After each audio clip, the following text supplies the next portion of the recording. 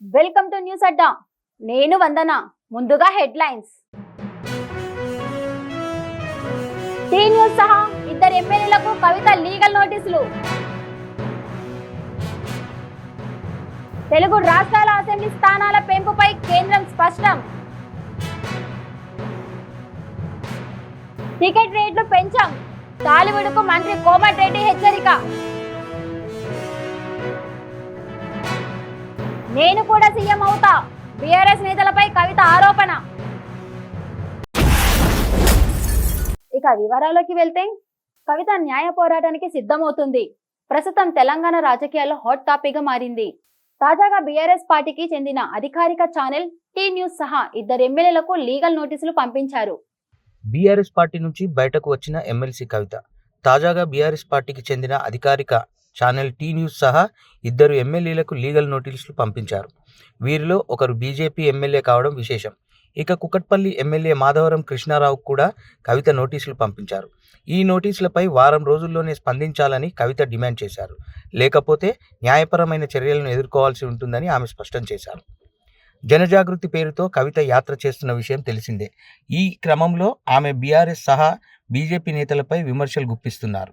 ముఖ్యంగా హైదరాబాద్లో యాత్ర చేసిన సమయంలో ఎమ్మెల్యే మాధవరం కృష్ణారావుపై తీవ్ర స్థాయిలో విరుచుకుపడ్డారు. ఆయన బీజేపీ టీడీపీ బ్యాచ్ అంటూ దుయ్యబట్టారు.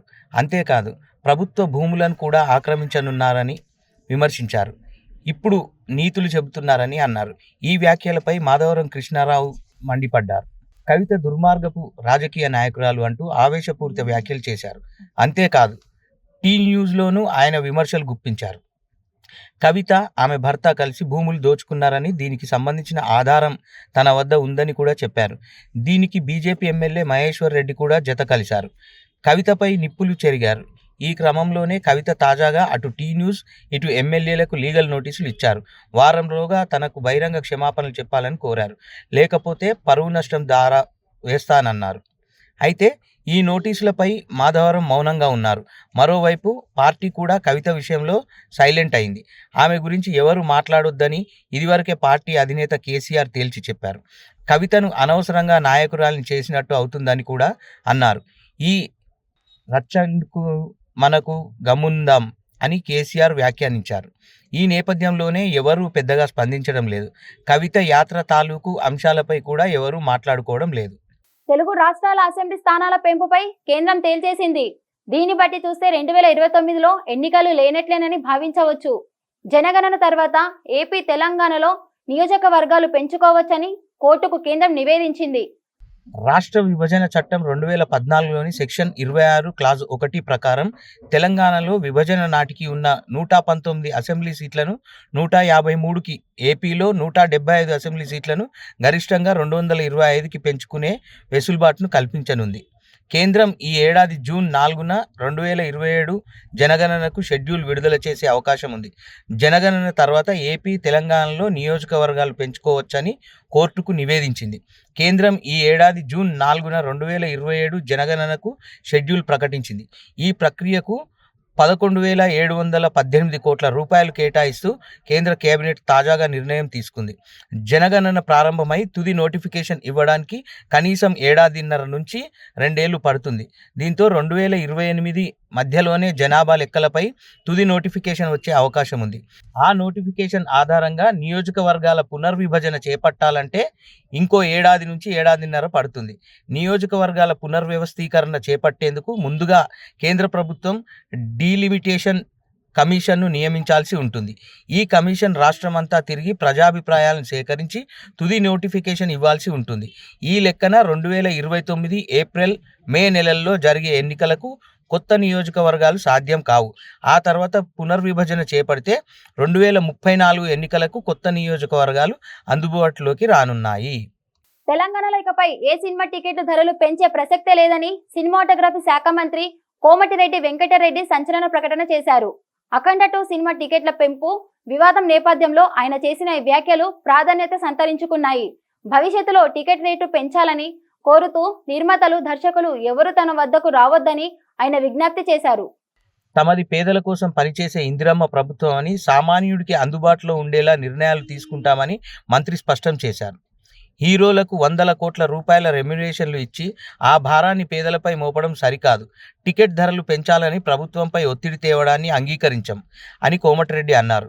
సామాన్య కుటుంబం థియేటర్కు వెళ్లి సినిమా చూడాలంటే ధరలు అందుబాటులో ఉండాలని ఆయన అభిప్రాయపడ్డారు.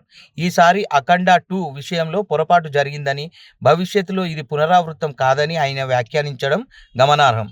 అంతకుముందు నందమూరి బాలకృష్ణ నటిస్తున్న అఖండ 2 సినిమా టికెట్ రేట్ల పెంపు, ప్రత్యేక షోలకు అనుమతిస్తూ ప్రభుత్వం జారీ చేసిన ఉత్తర్వులను హైకోర్టు సింగిల్ బెంచ్ రద్దు చేసింది.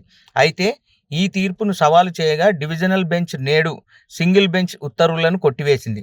దీంతో అఖండ 2 సినిమాకు పెంచిన టికెట్ ధరలు రాష్ట్ర వ్యాప్తంగా యథావిధిగా అమల్లో ఉండనున్నాయి. ఈ పరిణామాల నేపథ్యంలోనే మంత్రి కోమటిరెడ్డి భవిష్యత్ విధానంపై స్పష్టత ఇచ్చారు. తెలంగాణ జాగృతి అధ్యక్షురాలు MLC Kalvakuntla Kavitha BRS నేతలపైన, BJP పైన తీవ్ర స్థాయిలో విరుచుకుపడ్డారు. తనపైన అనవసరమైన ఆరోపణలు చేస్తే నేతల అవినీతి చిట్టా మొత్తం విప్పుతానని, గుంట నక్కల్లాంటి వారిని వదిలిపెట్టానని తీవ్రంగా హెచ్చరించారు. హైదరాబాద్ బంజారాహిల్స్ లోని జాగృతి కార్యాలయంలో ఆమె మీడియాతో మాట్లాడుతూ ఈ వ్యాఖ్యలు చేశారు. కాంగ్రెస్తో కలిసి నేను బీఆర్ఎస్ ప్రజాప్రతినిధులపై ఆరోపణలు చేస్తున్నానని అంటున్నారు. అలాంటి గుంటనక్కలకు చెబుతున్నా, నాపై అనవసరంగా దాడి చేస్తే మీ చిట్టా మొత్తం విప్పుతా. ఇది జస్ట్ టాస్ మాత్రమే, అసలైన టెస్ట్ మ్యాచ్ ముందుంది అని కవిత వ్యాఖ్యానించారు. తాను కూడా ఏదో ఒక రోజు ముఖ్యమంత్రిని అవుతానని, అప్పుడు 2014 నుంచి జరిగిన అన్ని విషయాలపైన విచారణ చేయిస్తానని స్పష్టం చేశారు. ఆడపిల్ల కదా అని తేలిగ్గా తీసుకుంటున్నారేమో, ఒక్కొక్కరి తోలు తీస్తా, 2014 నుంచి జరిగిన అన్ని విషయాలపైన విచారణ జరిపిస్తా అంటూ ఘాటుగా హెచ్చరించారు. బీఆర్ఎస్ హయాంలో పరిశ్రమల భూములను నివాస భూములుగా మార్చారని, ఉద్యమ సమయంలో చాలా మందిని బెదిరించి డబ్బులు వసూలు చేశారని సంచలన ఆరోపణలు చేశారు. బీఆర్ఎస్ అవినీతిని ప్రశ్నించే రేవంత్ రెడ్డి అధికారంలోకి వచ్చారని అన్నారు. హరీష్ రావుపై తాను ఆరోపణలు చేస్తే బీజేపీ నేతలు ఎందుకు స్పందిస్తున్నారని ప్రశ్నించారు. తన భర్త ఫోటో చూపిస్తూ బీజేపీ ఎమ్మెల్యే ఏలేటి మహేశ్వర్ రెడ్డి ఎందుకు మాట్లాడుతున్నారని మండిపడ్డారు. ఇవి ఇప్పటి వరకు ఉన్న అప్డేట్స్. మరిన్ని వార్తలతో మళ్ళీ కలుద్దాం. అంతవరకు సెలవు. నమస్కారం.